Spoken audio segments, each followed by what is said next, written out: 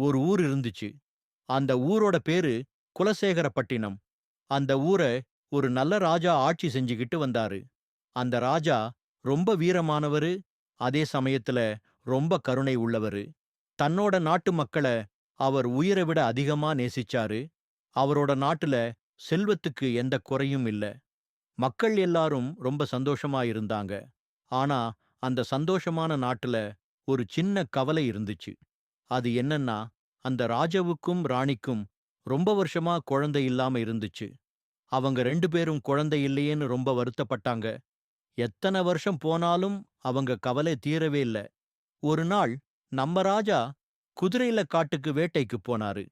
காட்டுல போய்கிட்டு இருக்கும்போது அவருக்கு ஒரு பெரிய முனிவரை பார்க்க நேர்ந்தது. உடனே ராஜாவுக்கு ரொம்ப சந்தோஷமாயிடுச்சு. இந்த முனிவர்கிட்ட ஆசீர்வாதம் வாங்கினா நமக்கு குழந்தை பிறக்கும்னு நினைச்சாரு. முனிவர்கிட்ட போயி பணிவா வணங்கி ஆசீர்வாதம் கேட்டாரு. ராஜா குழந்தை வரம் கேட்டதும் அந்த முனிவர் உடனே தன்னோட கையால 2 மாங்கனிகளை எடுத்து ராஜா கிட்ட கொடுத்தாரு. அது மட்டும் இல்லாம அந்த முனிவர் ஒரு ஆச்சரியமான விஷயத்தையும் சொன்னாரு. இந்த 2 மாங்கனிகளையும் உங்க அரண்மனைக்கு போயி பூஜை அறையில வச்சு நல்லா பூஜை பண்ணுங்க. பூஜை பண்ணதுக்கு அப்புறம் நீங்களும் உங்க ராணியும் இந்த மாங்கனிகளை சாப்பிட்டா உங்களுக்கு 3 அழகான ஆண் குழந்தைங்க பிறக்கும்னு சொன்னாரு. ராஜாவுக்கு ஒரே சந்தோஷம். உடனே முனிவர்கிட்ட விடை பெற்றுக்கிட்டு வேக வேகமா அரண்மனைக்கு போனாரு. அங்க போயி ராணிகிட்ட நடந்த எல்லா விஷயத்தையும் சொன்னாரு. ராணிக்கும் ரொம்ப சந்தோஷமாயிடுச்சு. முனிவர் சொன்ன மாதிரியே அந்த 2 மாங்கனிகளையும் பூஜை அறையில பத்திரமா வச்சாங்க. அதுக்கப்புறம் ராணி பூஜைக்குத் தேவையான பூக்களை பறிக்க தோட்டத்துக்கு போயிட்டாங்க. அந்த நேரம் பார்த்து எங்கிருந்தோ ஒரு குட்டி அணில் வந்துச்சு. அந்த அணிலுக்கு அந்த மாங்கனிகளோட வாசனை ரொம்ப புடிச்சிருந்துச்சு போல. மெதுவா பூஜை அறைக்குள்ள நுழைஞ்ச அந்த அணில் அந்த 2 மாங்கனில ஒன்னை எடுத்து கொஞ்சம் கடிச்சு சாப்பிட்டுட்டு ஓடிப் போயிடுச்சு. ராணி தோட்டத்திலிருந்து பூவெல்லாம் பறிச்சிட்டு வந்து பார்த்தா, ஒரு மாங்காய் மட்டும் கொஞ்சம் கடிச்சு வச்சிருந்தது. ஆனா, அதை யாரு கடிச்சதுன்னு அவங்களுக்கு தெரியல. பூஜையெல்லாம் முடிஞ்சதுக்கு அப்புறம் ராணி அந்த ஒரு மாங்கனியை எடுத்து சாப்பிட்டுட்டாங்க. கொஞ்ச நாள் போச்சு. முனிவர் சொன்ன மாதிரியே ராணிக்கு 3 அழகான ஆண் குழந்தைங்க பிறந்தாங்க. ஆனா, அந்த 3 குழந்தையில ஒரு குழந்தை மட்டும் எப்படி இருந்துச்சு தெரியுமா? அது ஒரு குட்டி அணில் பிள்ளையா பிறந்துச்சு. ராஜாவுக்கும் ராணிக்கும் ஒரே ஆச்சரியம். ஆனா, அந்த அணில் பிள்ளைய அவங்களால கொல்ல முடியல. பாவம் குட்டி உயிரல்லவான்னு நெனச்சு அதை அப்படியே வளர்க்க ஆரம்பிச்சாங்க. அந்த 3 குழந்தைகளுக்கும் ராஜாவுக்கும் ராணிக்கும் ரொம்ப பிடிச்ச பேரு வச்சாங்க. முதல் பையனுக்கு அருண்னு பேரு வச்சாங்க. 2வது பையனுக்கு தருண்னு பேரு வச்சாங்க. அந்த அணில் பிள்ளைக்கு மருன்னு பேரு வச்சாங்க. அந்த 3 பேருக்கும் போர்க்கலைகள் எல்லாம் கத்துக் குடுத்தாங்க. அதுல நம்ம அணில் பிள்ளை மருண் ரொம்ப திறமையா எல்லாத்தையும் கத்துக்கிட்டான். நாட்கள் வேகமா போச்சு. அருணும் தருணும் மருணும் பெரிய பசங்களா வளர்ந்துட்டாங்க. ஆனா ராஜாவுக்கும் ராணிக்கும் அந்த அணில் பிள்ளை மருனை நினைச்சு ஒரு சின்ன வருத்தமும் கவலையும் இருந்துகிட்டே இருந்துச்சு. இது என்னடா விந்தை, நம்ம பையன் ஒரு அணிலா இருக்கானேன்னு அவங்க மனசு கொஞ்சம் வருத்தப்பட்டுச்சு. இதனால நம்ம மகாராஜாவுக்கு உடம்பு கொஞ்சம் சரியில்லாம போச்சு. இந்த சந்தர்ப்பத்தை பயன்படுத்தி பக்கத்து நாட்டு ராஜா நம்ம குலசேகர பட்டினத்தின் மேல படையெடுத்து வந்துட்டாரு. இத கேள்விப்பட்ட நம்ம மகாராஜாவுக்கு ரொம்ப கஷ்டமாயிடுச்சு. உடனே தன்னோட 3 பசங்களையும் கூப்பிட்டு ஒரு முக்கியமான விஷயம் சொன்னாரு. இந்த போர்ல யார் ஜெயிக்கிறாங்களோ அவங்களுக்கே இந்த நாடும் இந்த அதிகாரமும் சொந்தம்னு அறிவிச்சிட்டாரு. இதைக் கேட்ட அருணும் தருணும் பயங்கர சந்தோஷமா போருக்கு போக தயாரானாங்க. ஆனா நம்ம மருண் ராணி கிட்ட போருக்கு போக அனுமதி கேட்டான். உடனே ராணி பதறிப்போயி, வேண்டாம் கண்ணா, நீ சின்ன அணிலா இருக்கே, போர்க்களத்துல உன்னை நசுக்கிடுவாங்க, நீ போக வேணாம்னு சொல்லிட்டாங்க. அருணும் தருணும் ராணியோட அனுமதியோட போருக்கு போயிட்டாங்க. இத பார்த்த நம்ம மருணுக்கு ரொம்ப சோகமாயிடுச்சு.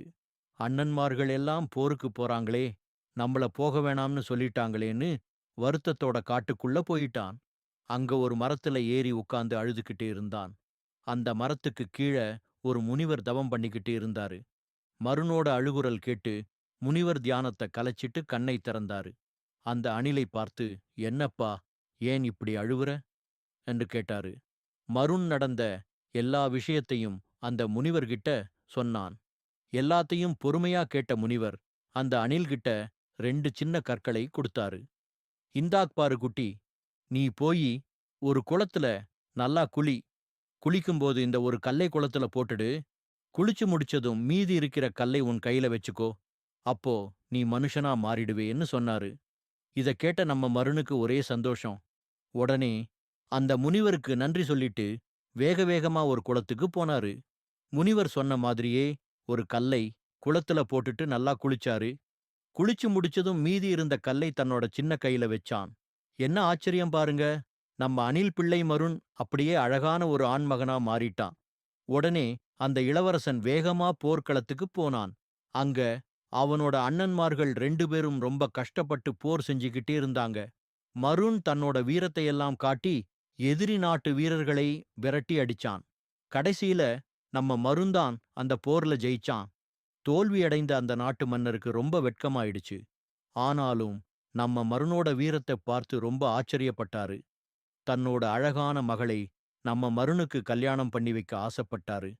சந்தோஷமா நம்ம மருனுக்கும் அந்த இளவரசிக்கும் கல்யாணம் நடந்து முடிஞ்சது. கல்யாணம் முடிஞ்சதுக்கு அப்புறம் நம்ம மருன் தன்னோட மனைவி இளவரசிகிட்ட ஒரு முக்கியமான விஷயம் சொன்னான். நான் குளிக்கப் போகும்போது மட்டும் யாரும் என்னை பார்க்கக் கூடாது. நீயும் அந்த நேரம் வராதன்னு சொன்னான். இளவரசிக்கு இது கொஞ்சம் வித்தியாசமா இருந்துச்சு. ஏன் இப்படி சொல்றாருன்னு அவளுக்கு ஒரு சந்தேகம் வந்துச்சு. ஒரு நாள் மருன் குளிக்கப் போகும்போது இளவரசி மெதுவா பின்னாடியே போய் மறைஞ்சு நின்னு பார்த்தா. அங்க என்ன நடந்துச்சு தெரியுமா?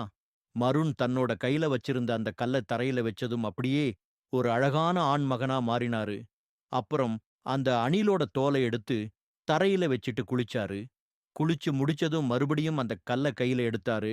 திரும்பவும் அழகான இளவரசனா மாறிட்டாரு. இதை பார்த்த இளவரசிக்கு ஒரே ஆச்சரியம். அப்போ இதுதான் ரகசியமா அன்னு நினைச்சா. ஒரு நாள் மருன் குளிக்கப் போனப்போ இளவரசி மெதுவா அந்த அணிலோட தோலை எடுத்து யாருக்கும் தெரியாம நெருப்புல போட்டு எரிச்சிட்டா. குளிச்சு முடிச்சிட்டு வந்த மருன் தன்னோட அணில் தோலை காணாம திகைச்சுப் போயிட்டான். அவனால மறுபடியும் அணிலா மாற முடியல. நடந்த எல்லா விஷயத்தையும் இளவரசி கிட்ட கேட்டான். இளவரசி நடந்ததையெல்லாம் சொன்னா. இனிமே அவன் எப்பவுமே அந்த அழகான இளவரசனாவே இருக்க முடியும்னு நினைச்சு அவங்க 2 பேரும் ரொம்ப சந்தோஷப்பட்டாங்க. இந்த விஷயத்த இளவரசி தன்னோட நாட்டு மக்கள் எல்லார்கிட்டயும் சொன்னா. எல்லாரும் ரொம்ப சந்தோஷப்பட்டாங்க. நம்ம குலசேகர பட்டினத்துல மறுபடியும் சந்தோஷம் பொங்கி வழிஞ்சுது. குட்டீஸ், இந்த கதை உங்களுக்கு பிடிச்சிருந்ததா? நல்லா இருந்துச்சா?